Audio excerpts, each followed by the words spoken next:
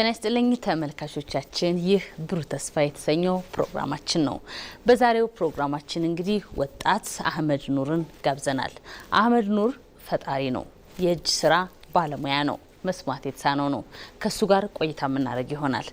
እንኳን ደህና መጣ። እንኳን ደህና ጠበቃችሁኝ። ስለጋበዛችሁኝ በጣም አመሰግናለሁኝ። ዛሬ እንግዲህ የተገናኘ ነው ወጣት መስማት የተሳነህ ነህ። በስራ ፈጠራ ትታወቃለህ። በተለይም ደግሞ በመስማት የተሳናቸው ማህበረሰብ በኩልም በደንብ ትታወቃለህ። እኛም ጋር ደግሞ ለሁለተኛ ጊዜ ነው የጋበዝን አይደል? ታስታውሳለህ? አዎ። ስለዚህ ዛሬ ደግሞ እስቲ ምን አዲስ ነገሮችን ይዘመታል? ምን እየሰራህ ነው? አሁን ያለህበት ሁኔታስ ምን ይመስላል? ከዚህ ቀደም ጋብዘንህ ዛሬ ደግሞ ድጋሜ ጋበዝንህ። ያው አንድ ሰው አንድ ወጣት የት ደረጃ እንደደረሰ የምናይበት የምንከታተልበት ትልቁ ፕሮግራማችን ነው። ለሌላ ማህበረሰብ ደግሞ ግንዛቤ የምናስጨብጥበት ፕሮግራማችን ነውና ይህን በማስመልከት ነው ዛሬ ምን ይዘህ መጥተሃል? ምንድነው የምትሰራው? እነዚህን ነገሮች ከማውራታችን በፊት ግን ምናልባትም ዛሬ ለመጀመሪያ ጊዜ የሚያይ ሰው ሊኖር ስለሚችል ተመልካች ምን እንደምትሰራ፣ ማን እንደሆንክ፣ የት አካባቢ እንደተወለድክ፣ ምን እንደተማርክ እንድትገልጽላቸው ራስህን አስተዋውቅ። በድጋሚ ስለጋበዛችሁኝ በጣም አመሰግናለሁ። አህመድ ኑር እባላለሁ። ባሌ አካባቢ ክፍለ ሀገር ነው የተወለድኩት።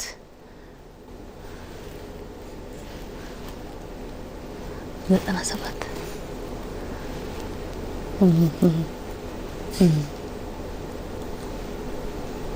በጣም ህፃን ልጅ ያለው ሰማ ነበረ። ግን በመውደቅ አደጋ ነው መስማት የተሳነኝ ችግር የገጠመኝ እና ወላጆቼ ወደ ሕክምናም ወደ ተለያየ ቦታ ወስደውኝ ነበር ለማስመርመር። ጸበል የእምነት ቦታዎችም ጋር ሄጄ ነበር፣ ግን አልተሻለኝም።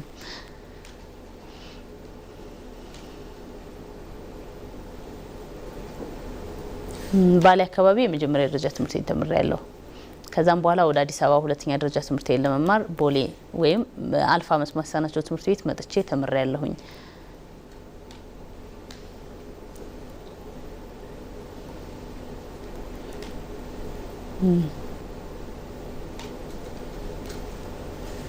ከዛ በኋላ ደግሞ ከስምንተኛ ክፍል በኋላ ወደ ጥቁር አንበሳ ገብቼ መማር ችያለሁ።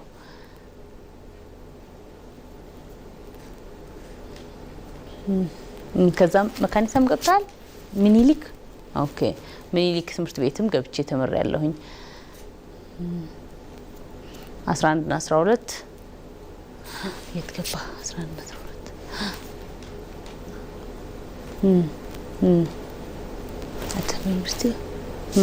አዲስ አበባ ዩኒቨርሲቲ በመግባት ተመረያለሁኝ። ከዛ ትምህርቴን በማጠናቀቅ አሁን ያለሁበት ደረጃ ላይ ነው ያለሁት። ምን እየሰራህ ነው የምትገኘው? የተማርከውስ ምን የትምህርት አይነት ነው? ዲፓርትመንት ምን? ፊዚክስ። በፊዚክስ ዲፓርትመንት ነው የተመረኩት የጨረስኩት። ስራ ፈጠራ ስንል ምንድነው የምትፈጥረው? አንተ የምታረገው ነገር የእጅ ሙያ ሲባል ምንድነው እያደረክ ያለው ነገር? የስራ ፈጠራ ብዙ አይነት ነው። ሰዎች በራሳቸው መንገድ ብዙ አይነት ነገር ሊፈጥሩ ይችላሉ። ግን ያንተ የስራ ፈጠራ በተለይም ደግሞ ከሌላው ሰው የሚለየው ነገር ምንድነው?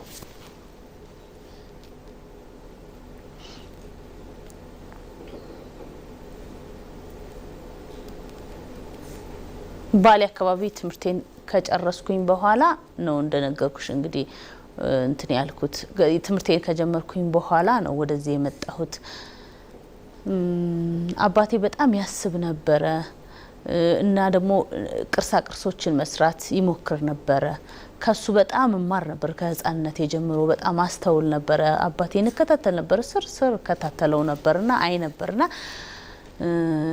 የኮሙኒኬሽን ችግርም ብዙም አልነበረብኝም ነበር። አባቴ ደግሞ እናቴ ደግሞ በጣም ተንከባከበኝ ነበር። በተመሳሳይ በጣም ትኩረት ይሰጠኝ ነበር በቤት ውስጥ እና በዛ አማካኝነት በቃ አምሮዬ እያደገ መጣ። ፈጠራ ላይ ያለኝ አመለካከት ህፃኑኝ ወደ 6 አመት አካባቢ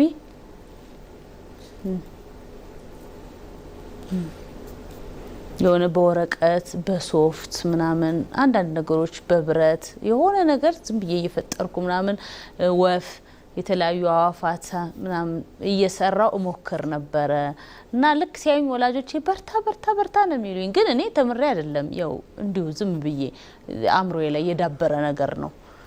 በስዕልም በተለያዩ ነገሮች ሞካክር ነበር። በቃ እጄ አያርፍም ነበረ። በአጠቃላይ በጣም ሞክር ነበር እና በርታ ይሉኛል። በጣም ይበልጥ ደግሞ በጣም እንድጠነክር ያደረገኝ የወላጆቼ በርታ ማለት ነው።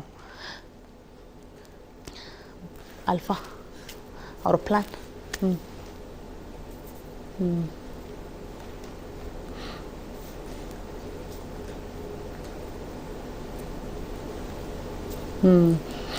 ከዛ በጣም በጥልቀት ከተማርኩኝ በኋላ ትላልቅ ስራዎችን መስራት ጀመርኩኝ። ከዚህ ቀደም ቴሌቪዥን ላይም ቀርበህ ታውቃለህና የተለያየ ቦታ ላይም የእውቅና ሽልማት ሲሰጥ አይቻለሁኝና እነሱ አካባቢ ላይ ደብረ ዘይት ይመስለኛል አይደል? እዛ አካባቢ ትሰራ ነበር። ምን ነበር የምትሰራው?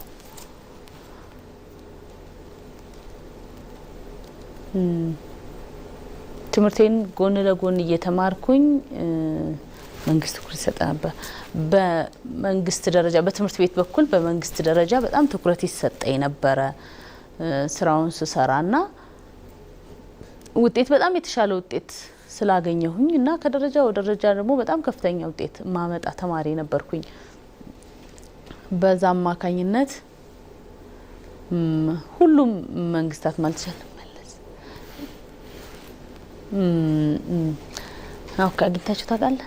ኦኬ በዛ አማካኝነት እንግዲህ የቀድሞዎች ጠቅላይ ሚኒስትሮች ለምሳሌ የቀድሞ ጠቅላይ ሚኒስትር መለስ ዜናዊ፣ ኃይለ ማርያም ደሳለኝ እነሱን አግኝቼ እውቅና አግኝቼ ነበረ። ተሰጥቶኛል፣ ምስጋናም ተሰጥቶኛል። እንዲሁም ፕሬዚዳንቶችን አግኝቼ አውቃለሁ። እዛው ተማሪ እያለሁ ነው ይህ ሁሉ የሆነው።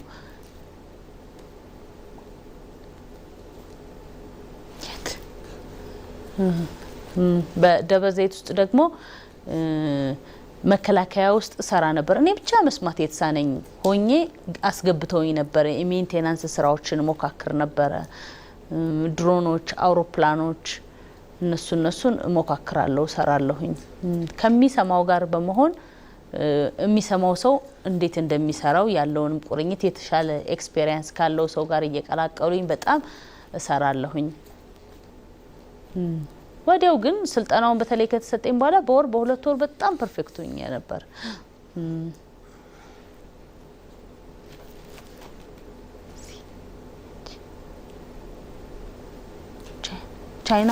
ቻይና እሺ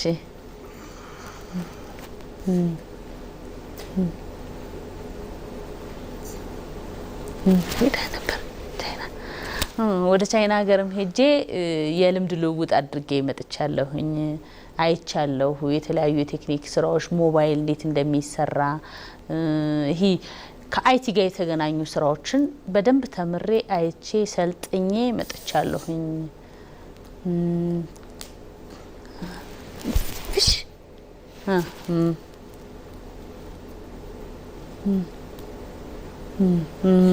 ከዛ በጥሩ ውጤት ነበር የተመለስኩት። ተመልሼ መጣሁኝ። ምን ያክል ጊዜ ቆየክ? አንድ ቀን ወደ 15 ቀን አካባቢ። እሺ ኢትዮጵያም ደግሞ ይሄው ያለኝን አላማ እየሰራው ነው የምገኘው በዚሁ ላይ።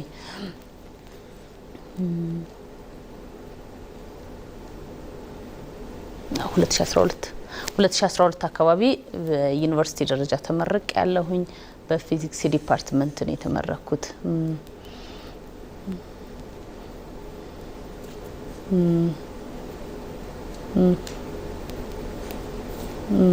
ብዙ ጊዜ በቀደመው ጊዜ ላይ የመንግስታት ሰዎች ትላልቅ የስራ ኃላፊዎች በስራዬ ላይ በርታ ይሉኛል፣ የተለያዩ ቦታዎችን ስልጠና ይሰጡኛል።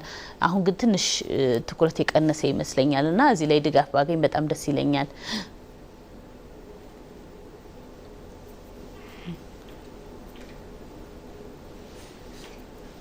ፊዚክስ ዲፓርትመንት ስጨርስ በዩኒቨርሲቲ ውስጥ በነገራችን ላይ የምልክት ቋንቋ አስተርጓሚ እንኳን አልነበረኝም።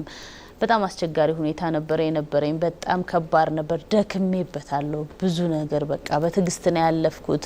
በወረቀት በመጻጻፍ ነው ለመግባባት መሞክረው። በጣም አስቸጋሪ ነበር። ከመምህራን ጋር የነበረኝ ግንኙነት በጣም አድካሚ ነው። ኮሚኒኬሽን በጣም አስቸጋሪ ነው። ትዕዛዞች ሲመጡ ትዕዛዙን በትክክል ላልተገብር እችላለሁ፣ ምክንያቱም አልሰማም። በጣም ከባድ ነበረ። ከሚሰማው ተማሪ ጋር ተወዳድሮ ማሸነፍ መቻል በጣም ከባድ ነገር፣ ከባድ ቻሌንጅ ነው። ግን ቢሆንም አሸንፈሃል። በቃ ችግሮች ቢኖሩ አልፈኸው ወጥተሃል። ችግሮች ቢኖሩ ማለፍ ችያለሁ አውቃለሁኝ።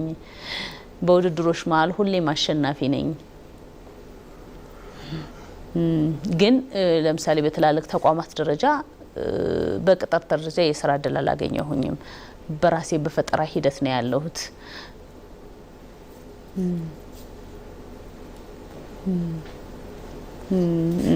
ግን አንዳንድ ጊዜ መስማት የተሳናቸው ላይ እንደዚህ የትኩረት ማነሶች ስራዎቹ ላይ ሊያቀዛቅዙ ይችላሉ።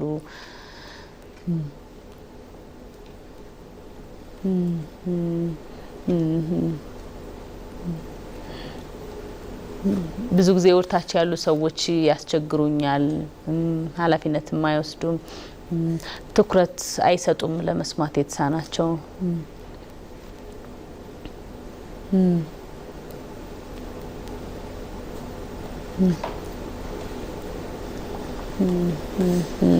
ግን አሁን እንዴት ነው ታዲያ የስራ ሁኔታ ምን ይመስላል? አሁንም በስራው ላይ እንደቀጠልክ ነው?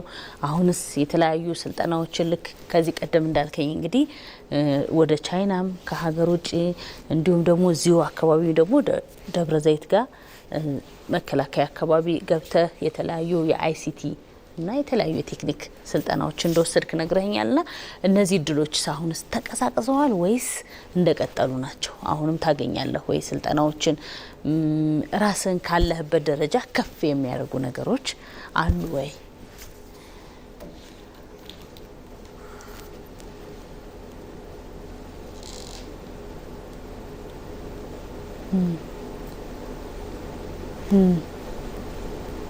ከባድ ለምን? ደብረ ዘይት ውስጥ እሰራለሁ። ከሚሰሙት ሰዎች ጋር እገባ ነበር። ግን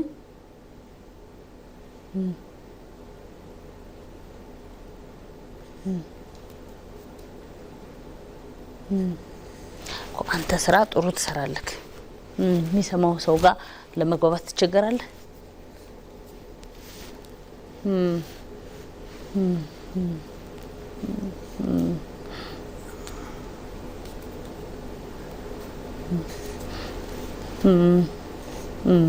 አሁንስ እንደቀጠለ ነው ወይስ አሁንም ምንም አይነት ስልጠና እየወሰድክ አይደለም? በግልህ ብቻ ነው የምሰራው አለ? በመንግስትም በግልም ደረጃ አሉኝ የተለያዩ ስልጠናዎችን ማዳብርበት ወስዳለሁኝ።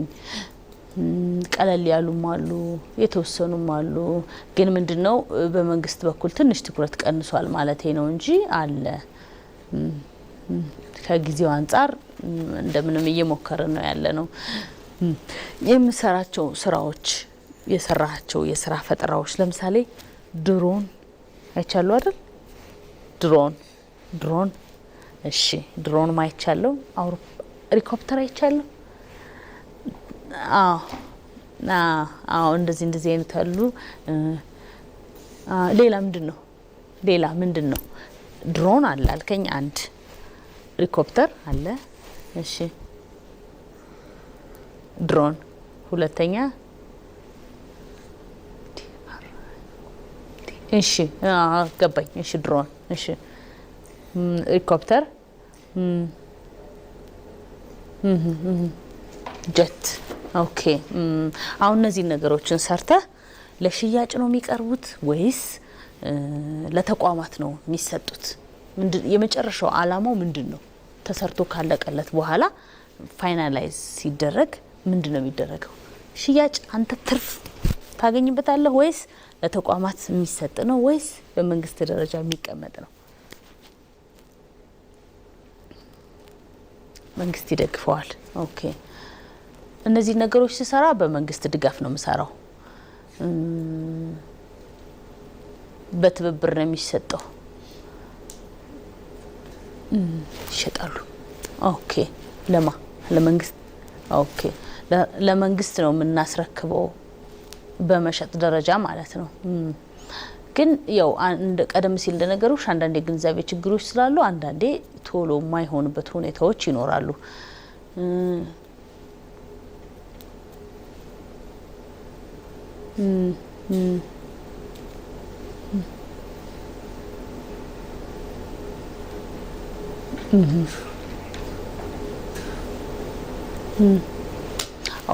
ከኢትዮጵያ ውጭም ይሸጣል። አገር ውስጥ ብቻ ሳይሆን ከኢትዮጵያ ውጭም ሼር የምናደርግበት ሁኔታ አለ። በደንብ ተደርጎ ከተሰራ ሁኔታ አለ። ግን ያው ከሚሰማው ሰው ጋር ተወዳድሬ ነው ያን ነገር ሰሚት ማድረግ የምችለው።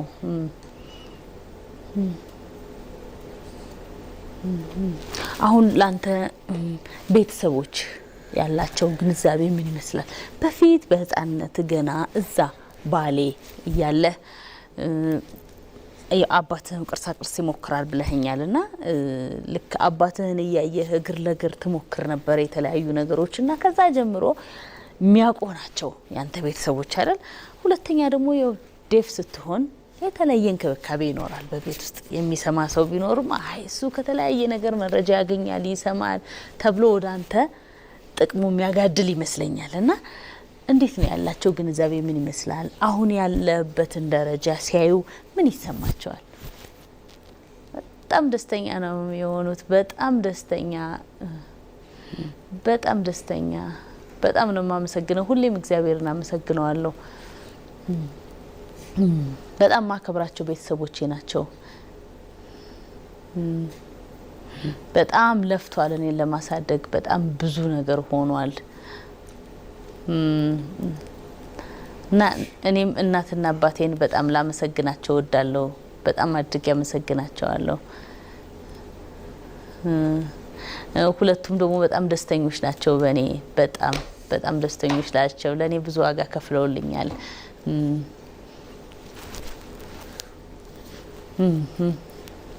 ኃይለ ሥላሴ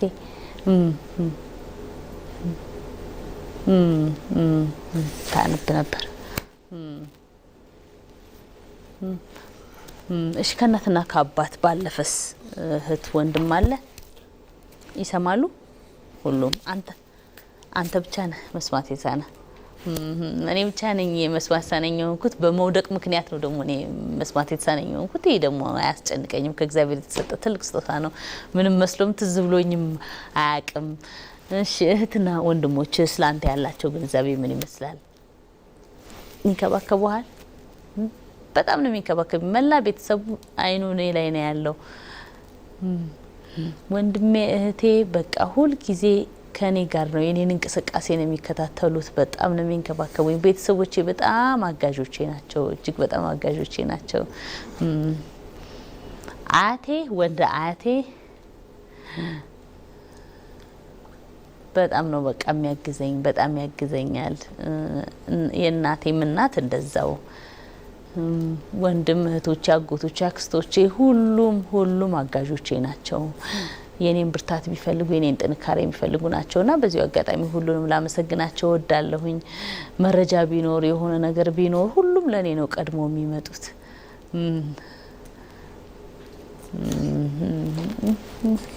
አይ መልካም፣ በጣም ደስ ይላል። እስኪ አንተ አሁን መስማት የተሳነህ ወጣት ስራ ፈጣሪ ነህ። ሌላውን መስማት የተሳናቸው ደግሞ ስራ ያጡ ልጆችም ታያለክ።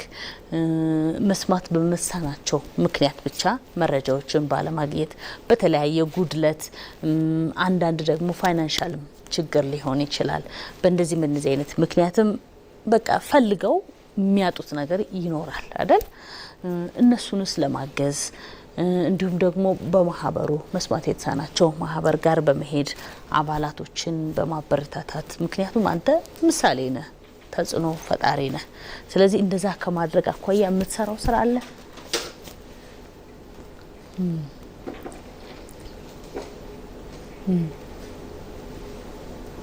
እኔ ለመስማት የተሳናቸው ብቻ አይደለም ለሚሰማውም ሰው ግንዛቤ መፍጠር እችላለሁ ብዬ ነው ማስበው። እደግፋለሁ፣ አበረታታለሁ።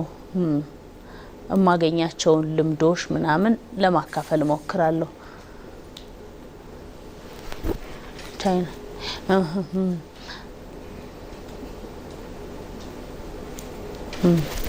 ኦኬ እዛ ማህበራት ጋርም መስማት የተሳናቸውን ብዙ ጊዜ አልሰለችም።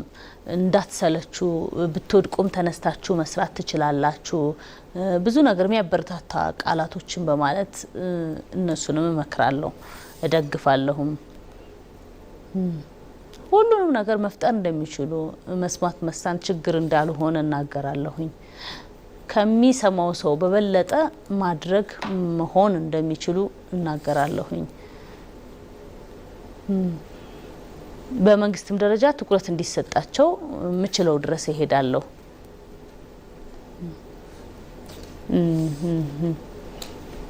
በጣም ደስ ይላል። እስቲ አሁን ለወደፊት ምን አስበሃል? ማለት አሁን አንተ የምትሰራው ስራ በቂ ነው ብለህ ታስባለህ?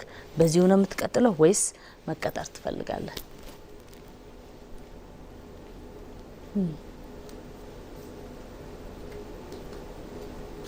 መቀጠር ትፈልጋለህ? ነው አሁን ሳይሆን ከጊዜ በኋላ ተቀጥሬ መስራት ነው የምፈልገው፣ ወይም ደግሞ በመደራጀት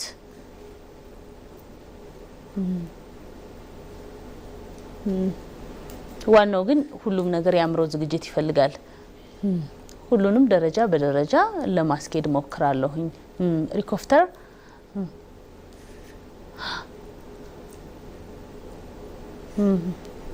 ሰላም ሚኒስቴር 4 ኪሎ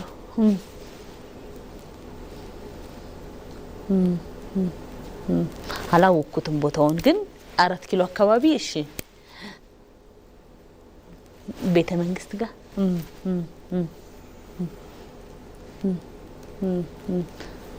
አውቀዋለሁ። ሪኮፕተር እዛ ቤተ መንግስት አካባቢ አንድ ተቋም ላይ የተነጋገርኩ እገኛለሁ። በሪኮፕተር ከማበልጸግ ስራ እየሰራሁበት ነው የምገኘውኝ። የተለያዩ ስልጠናዎችን ልምዶችን ለመውሰድ ሞክራለሁ ባገኘሁት አጋጣሚ ሁሉ። ግን ሁሌም ስጠራ የምጠራበት ቦታ ሄዳለሁ፣ ተግብሬ እመጣለሁኝ። አሁንም ቢሆን ና ሚለኝ ካለ መሄድ እችላለሁኝ፣ ፍቃደኛ ነኝ። የተለያዩ ቦታዎች ላይ የሄድኩ በመስራት እዚሁም ባለውም ሶፍትዌሮችን በማበልጸግ ቴክኒካል ስራዎችን በመስራት ንቁ ነኝ ብዬ አስባለሁ። እና የህብረተሰቡና የመንግስት ድጋፍ ደግሞ ይበልጥ ያስፈልገኛል። መልካም። አይ ጥሩ። አሁን ያሉትንስ የሰራቸው የነበረችን አሁን ቀደም ሲል እያየኋቸው ነበር በፎቶ ላይ የነበሩት እነሱ አሉ አሁን አሉ ወይስ ተሰጥተዋል?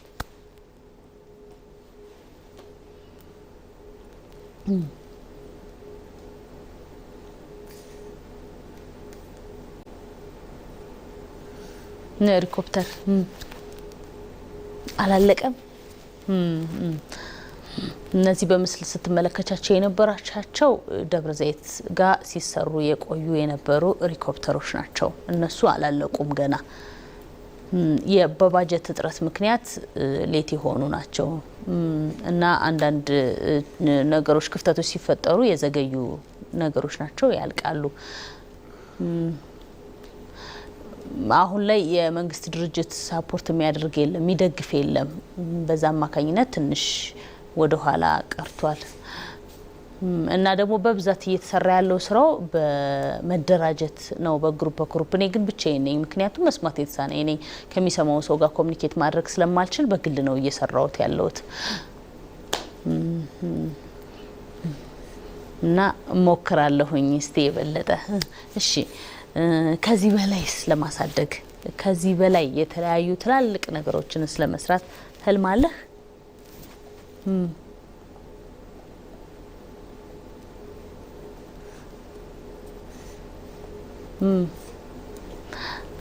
አይ አሁን ለምሳሌ ከዚህ በላይ በቃ በትልቁ ሰራለሁ ብለህ ብታስብ ምን ጎሎኛል ብለህ ታስባለህ? የሚሰማ ከባድ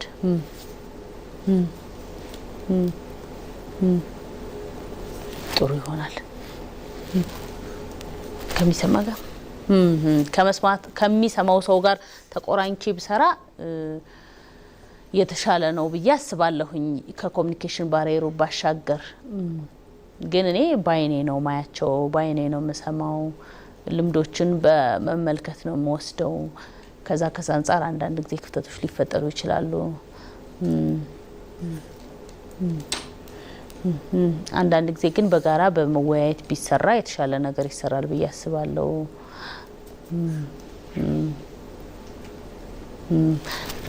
ስለዚህ አንተ የምትፈልገው አሁን ከሚሰማው ሰው ጋር እንዳንተ አይነት ባለሙያ ከሆነ ሰው ጋር እኩል ሆኖ እየተወያዩ ቢሰራ የተሻለ መስራት ይቻላል ማለት ነው ለሀገር የሚጠቅም ነገር ማትረፍ ይቻላል አይደል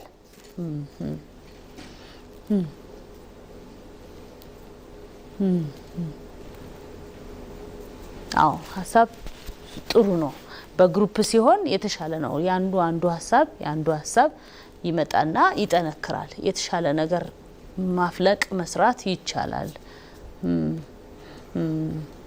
ለብቻ ሲሆን ግን አንዳንድ ጊዜ ከባድ ነው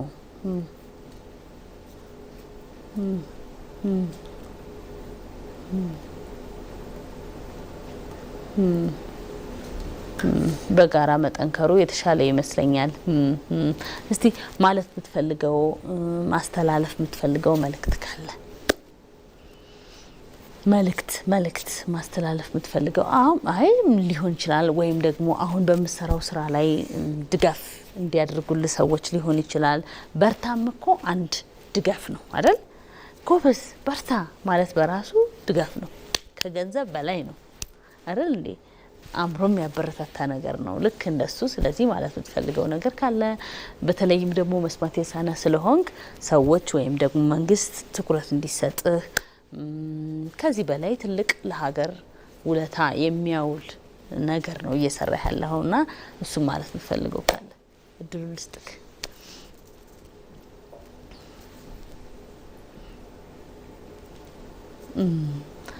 እኛ መስማት የተሳነን ብዙ መፍጠር ብዙ መስራት እንችላለን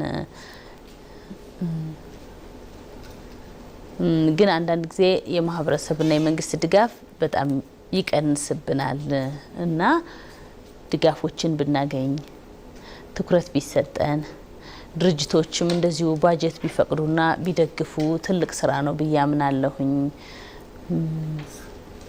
ብዙ ነገር አለ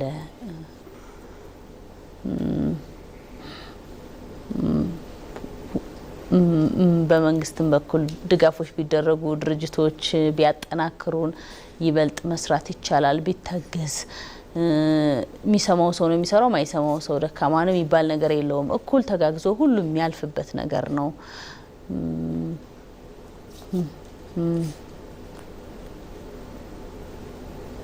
እና መስማት የተሳናቸው ደግሞ ቁጭ ማለት አያስፈልግም ሁሉም ተነስቶ መስራት መቻል አለበት ሁሉም ማገዝ አለበት ሁሉንም መንግስትንም ህብረተሰቡንም ሁሉንም በዙሪያ ያለውንም ሰው ማመስገን ፈልጋለሁ እጅግ በጣም አድርጌ አመሰግናለሁ እናንተንም ስለጋበዛችሁኝ በጣም አድርጌ አመሰግናለሁ እኔ አቅሜን በሙሉ አሟጥጬ እሰራለሁ ድጋፎችን ብናገኝ ግን የበለጠ ትልቅ ነገር ነው